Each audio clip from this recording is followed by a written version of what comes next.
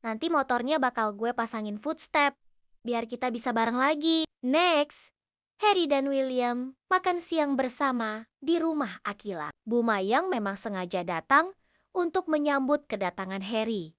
Dalam hatinya, ia pernah berharap jika benar Harry tertarik pada Akila, maka dengan senang hati ia akan memberi jalan. Di mata Bu Mayang, Harry bukan sekadar rekan bisnis. Ia sudah punya tempat spesial, bahkan diam-diam Bu Mayang mulai melihatnya sebagai calon menantu. Tapi sikap Bu Mayang gak cuma ramah. Di balik senyumnya ada agenda tersirat. Tanpa disadari, Akila, Bu Mayang seperti sedang menjodohkan dia dengan Harry secara halus dan perlahan. Aura makan siang itu terasa elegan, tapi penuh tekanan, terutama buat Akila.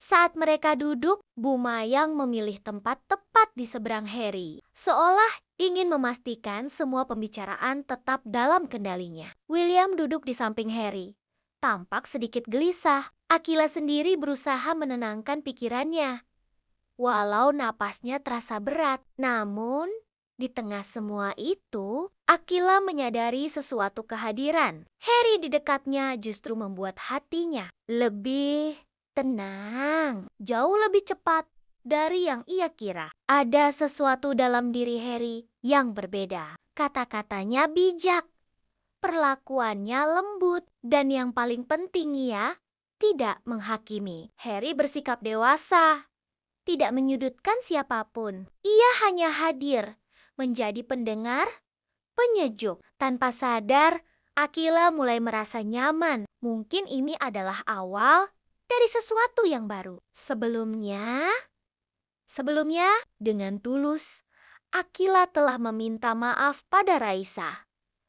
Ia ingin semuanya jadi jelas, tanpa ganjalan, tanpa kecanggungan yang terus membayangi. Ia sadar di awal saat perasaannya pada Mohan mulai tumbuh. Mungkin tanpa sengaja ia pernah menyakiti Raisa.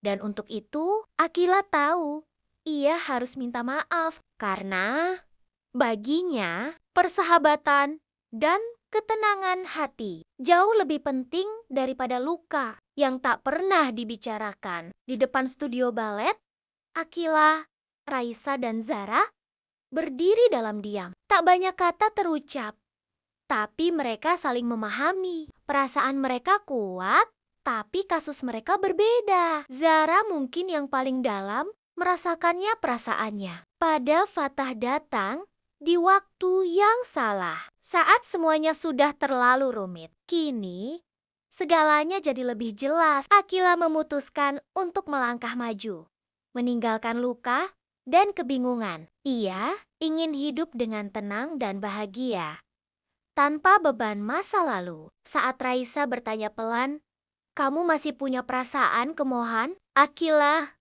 terdiam. Tatapannya kosong. Ia mengangguk pelan. "Jujur, masih ada sedikit, tapi aku lagi belajar buat buang semuanya," ucapnya pelan. "Aku harus bisa move on." Ada kelegaan di wajah Raisa.